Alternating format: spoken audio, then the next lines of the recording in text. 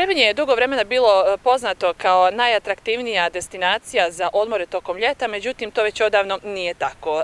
Da li je Trebinje uspjelo da produži svoju turističku sezonu i mimo ljeta, reći će nam Žarko Vico, pomoćnik direktora Trebinjske turističke organizacije. Žarko, dobar dan i evo hvala što si izdvojio vrijeme da govorimo danas o temi produžene turističke sezone i dočeka nove godine u Trebinju. Evo, da li je Trebinje zvanično uspjelo da produži tu sezonu mimo ljeta? Sa velikim zadovoljstvom možemo da kažemo da Trebinje više nije samo destinacija koja se posjećuje u strogim ljetnim mjesecima, već polako u skladu sa svim planovima, nekim i strategijom razvoja turizma grada Trebinja. Trebinje postaje destinacija koja se posjećuje tokom čitave godine, to je potvrdilo već ova godina. Postsezona je bila izuzetno dobra, na sezonu smo svi navikli proteklih godina da je dobra, ali postsezona i mimo svih nekih naših projekcija i planova i najava koje smo imali bila još bolja. Posebno su tu mislim na organizovane turističke posjete, zabilježen je veliki broj noćenja registrovanih. Trebinje zaključno za 10 mjeseci ove godine je premašilo cifru od 150.000 registrovanih noćenja, čime je nadmašeno već 52% ona rekordna 2019. godina, tako da je to izuzetno dobar uspjeh i najbolji pokazatelj da smo u stvari spadamo u red onih destinacija koje su se izuzetno dobro adaptirali i prevazišli sve one krize koje su bile aktuelne u našoj oblasti tokom prethodne 2 godine, tokom 2020. i 2021. godine. Evo, imali smo nikad sadržajnije ljeto. Koliko je to doprinijelo upravo takvim rezultatima? Mnogo, zaista, to je činjenica i to je bila neka stvar koja je dodatno doprinijela uvećanoj posjeti. Definitivno posebno nekih ciljanih grupa turista na koje se išlo. Ispostavilo se da je to bogato kulturno ljeto, kulturne manifestacije, zabavne pa čak i sportske manifestacije. Trebinje je idealno mjesto za održavanje tih nekih vidova i zabave i kulture i sporta. U velikoj mjeri je zaista doprinijelo da Trebinje bude još prepoznatljivije kao mjesto za obilazak, a evo i na kraju krajeva i za potencijalni život, što imamo iz godine u godinu sve više nekih ljudi sa strane koji kupuju nekretnine u Trebinju i odlučuju se da nastave svoj život u našem gradu. Navikli smo o novoj godini da govorimo nekako neposredno pred novu godinu. Neki će možda reći da je rano, ali evo ipak mislim da nije rano, jer kada uđete na Booking već vidite da su gotovo svi smještajni kapaciteti u Trebinju popunjeni. Da li je to zaista tako? Kakve su vaše informacije? Šta nas to očekuje u Trebinju za doček nove godine kada su u pitanju posjete? Najave su zaista dobre, mi raspolažemo nekim podacima, upiti su, vjerujte, krenuli već sredinom oktobra, tokom čitavog mjeseca novembra, tako da smo bili zaista prinuđeni reagovati brzo, organizovati različite programe. Tokom novogodišnjeg i božićnjih praznika imat ćemo bogat sadržajan program. Centralni dio događaja bit će novogodišnji koncerti 30. decembra od 21:30 časova na Trgu Slobode nastupit će Boris Režak sa bendom Rogati, dok će u novogodišnjoj noći sve prisutne građane Trebinja i veliki broj gostiju koji se očekuje u godinu uvesti Peđa Jovanović, jedan aktuelan pjevač, jedan dosta dobro pozicioniran pjevač koji specifične ima izvedbe nekih hitova, obrade, ima i svojih pjesama, u pitanju je kompozitor, tako da nije rano pričati, posebno nama nije bilo rano da se opredijelimo koji su to izvođači. Nastojali smo da zadovoljimo širok spektar ukusa različitih turista koji će nas posjetiti, a sve nas je upravo na to navelo i to interesovanje i veliki broj upita koje smo dobijali. Također, vjerovatno će biti organizovana i Srpska nova godina u sklopu novogodišnjih praznika, različite izložbe, bazari,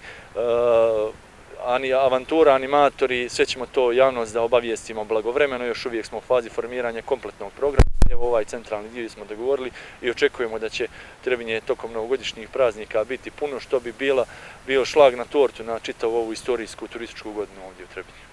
Evo, volimo uvijek da se dotaknemo i te strukture gostiju, znamo dakle nam najčešće dolaze gosti, ali da li je bilo nekih iznenađenja, dakle i da li idete, kako da kažem, pohod na neka nova tržišta? Tako je, zadnje 2 godine smo igrom slučaja, odnosno izusred nekih nepredvidivih situacija na koje nismo mogli utjecati, bili ograničeni na tržište regiona, ovdje posebno Srbije, Crne Gore, također i ovu godinu veliki broj turista nas je sa tih tržišta posjetio, ali što nas je posebno obradovalo, krenulo je da se vraća struktura od prije korona krize. U Trebinju je zabilježeno posjete od preko 70 zemalja svijeta, tačnije 72 za prvih 10 mjeseci sa svih kontinenata. Dakle, turizam jeste bio grana koja je prva stradala, ali je i prema procjenama Svjetske turističke organizacije svih aktera u turizmu bila i grana koja će se prva oporaviti. S ponosom možemo reći da je Trebinje upravo taj destinacija koja je uz ostale zabilježila povratak inostranih gostiju, ali ono što je zaista specifično je to da smo po procentu porasta od 2019. u regionu među vodećim destinacijama. Dakle, kada gledamo procenat porasta u odnosu na 2019. godinu i povratak tih nekih inostranih turista u grad.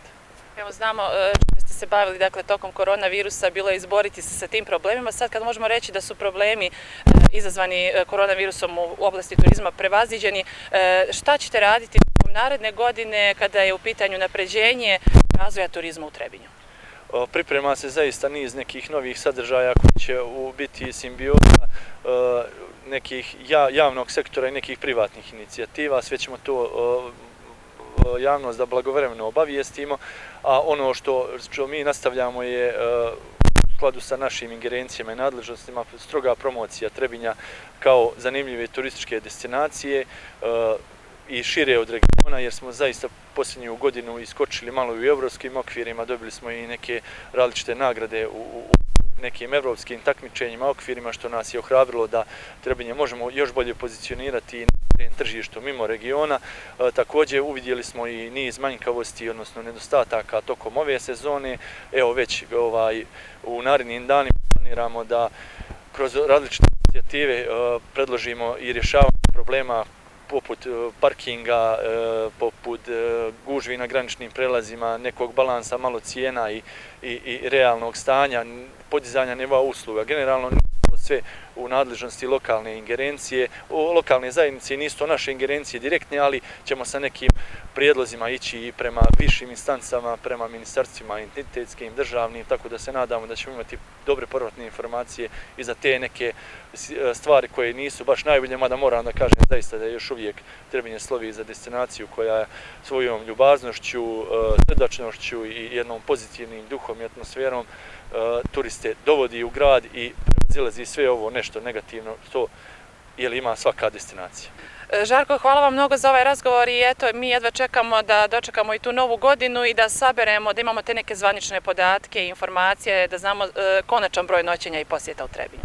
Hvala i vama što uvijek ispratite sve aktivnosti i turističke organizacije grada Trebinja i grada Trebinja, što zaista doprinosi poboljšanju imidža našeg grada i na kraju krajeva i zapaženost turista i potencijalne dolaske.